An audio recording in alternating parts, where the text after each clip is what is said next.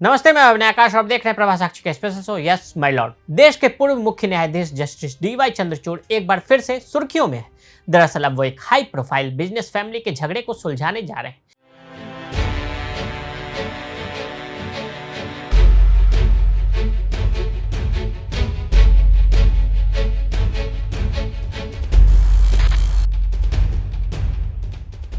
Supreme court ने उन्हें Kapoor family विवाद में मध्यस्थ के तौर पर नियुक्त किया है।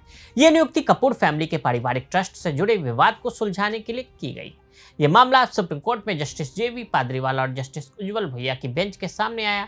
आपको बता दें कि यह विवाद उस कानूनी लड़ाई का केंद्र बिंदु है जो पिछले साल जून के महीने में बिजनेसमैन और करिश्मा कपूर के एक्स हस्बैंड संजय कपूर के निधन के बाद उनके द्वारा छोड़ी गई तकरीबन 30,000 करोड़ की संपत्ति को लेकर चल रही है। आपको बता दें कि यह मुख्य विवाद संजय कपूर की मां रानी कपूर और उनकी पत्नी प्रिया कपूर के बीच में है। सुनवाई के दौरान दोनों पक्षों में मीडिएशन के लिए सहमति जताई। इसके बाद कोर्ट ने केस को ऑफिशियली मध्यस्थता के लिए भेज दिया। कोर्ट ने सलाह दी कि परिवार के लोग खुले मन से बातचीत करें और इस बात को जितनी जल्दी हो सके खत्म करने की कोशिश करें। यही नहीं, सुनवाई के दौरान जस्टिस पाद्रीवाला ने एक अहम टिप्पणी करते हुए कहा कि यह परिवार का निजी मामला है, इस परिवार तक ही सीमित रहना चाहिए, इसे सोर्स ऑफ एंटरटेनमेंट नहीं बनाना चाहिए। कोर्ट की टिप्पणी उस समय आई जब प्रिया कपूर की तरफ से पेश सीनियर वकील मुकुल रोहतगी ने कहा कि रानी कपूर को टीवी और मीडिया पर परिवार के विवाद से जुड़ी कोई भी बातें पब्लिकली बोलने से रोका जाए। इसके बाद कोर्ट ने दोनों पक्षों से कहा कि वह न तो मीडिया में बयान दे और न ही सोशल मीडिया पर इस मामले को लेकर कोई पोस्ट करे। सुप्रीम कोर्ट ने अपने आदेश में कहा कि अगर परिवार बातचीत से समाधान निकाल लेता है तो सबकी भलाई इसी में होगी, और अगर विवाद का हल नहीं निकलता तो यह मामला लंबे समय तक अदालतों में चलता रहेगा। फिलहाल सुप्रीम कोर्ट अब पूर्व सीजेआई डीवाई चंद्रचूड़ की शुरुआती रिपोर्ट का इंतजार करेगी। ये पूरा विवाद क्या है, कहां से शुरू हुआ, विस्तार से समझते हैं। पोलो मैच के दौरान संजय कपूर की मौत। 12 जून 2025 को इंग्लैंड में एक पोलो मैच के दौरान संजय कपूर की मौत हो गई थी। बताया गया कि वो कार्डिक अरेस्ट था। उनकी मौत के बाद पूरा विवाद शुरू हुआ आरके फैमिली ट्रस्ट यानी रानी कपूर फैमिली ट्रस्ट को लेकर। रानी कपूर का आरोप है कि यह ट्रस्ट फर्जी, गैरकानूनी और बिना रजिस्ट्रेशन वाला है और उनकी जानकारी और मंजूरी के बिना उनकी पूरी प्रॉपर्टी और परिवार की विरासत इस ट्रस्ट में डाल दी गई।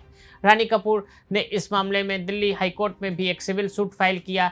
उन्होंने अदालत में कहा कि उनके पति सुरिंदर कपूर ने 6 फरवरी 2013 को एक विल यानी वसीयत बनाई थी। जून 2015 में उनकी मौत के बाद उन वसीयत के मुताबिक पूरी प्रॉपर्टी रानी कपूर को मिलनी थी। सुरेंद्र कपूर सोना ग्रुप ऑफ कंपनीज के प्रमोटर थे। रानी कपूर के मुताबिक जनवरी 2016 में बॉम्बे हाईकोर्ट ने इस वसीयत को कानूनी मंजूरी भी दे दी थी। उस समय उनके तीनों बच्चों ने भी अदालत में कोई आपत्ति नहीं जताई थी, लेकिन इसके बावजूद अगले कुछ सालों में उनकी संपत्ति को कथित तौर पर कई गैरकानूनी ट्रांजैक्शन के जरिए आरके फैमिली ट्रस्ट में ट्रांसफर कर दिया गया। रानी कपूर का आरोप है कि यह सब ऑब्वियसली उनकी अनुमति के बिना हुआ था। उन्होंने यह भी आरोप लगाया कि संजय कपूर की मौत के तुरंत बाद उनकी बहू प्रिया कपूर ने तेजी से सोना ग्रुप की कंपनियों पर कंट्रोल पाने की कोशिश शुरू कर दी थी। सोशल मीडिया पर टिप्पणी से परहेज। आपको बता दें कि कुछ दिनों पहले ही संजय कपूर की मां रानी कपूर की ओर से दिल्ली हाईकोर्ट में एक दीवानी मुकदमा दायर किया गया था। इस ट्रस्ट को उन्होंने अवैध धोखाधड़ी और जालसाजी के जरिए बनाया गया घोषित करने की मांग की थी। इस विवाद में शामिल परिवार के अन्य सदस्य ट्रस्ट से जुड़े मामले में मध्यस्थता के लिए पेश होने को राजी हो गए।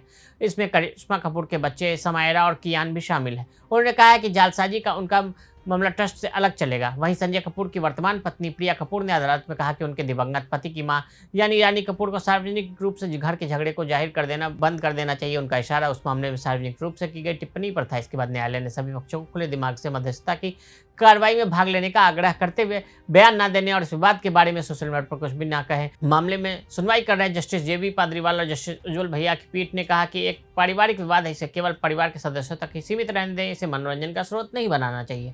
पीठ ने इस मामले में टिप्पणी की कि परिवार के सदस्यों के बीच वाद की प्रकृति को ध्यान में रखते हुए 27 अप्रैल को सुझाव दिया गया था कि पक्षों को मध्यस्थता का सहारा लेने पर विचार करना चाहिए।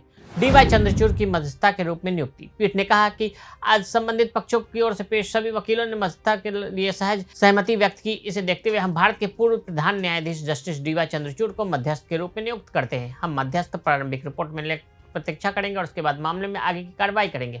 मामले की अगली सुनवाई अब अगस्त में होगी। शीर्ष अदालत ने 27 अप्रैल को संजय कपूर की मां द्वारा दायर उस मामले में प्रिया कपूर और अन्य से जवाब मांगा था, जिसमें पारिवारिक ट्रस्ट को अमान्य घोषित करने का निर्देश देने की मांग उठाई गई थी।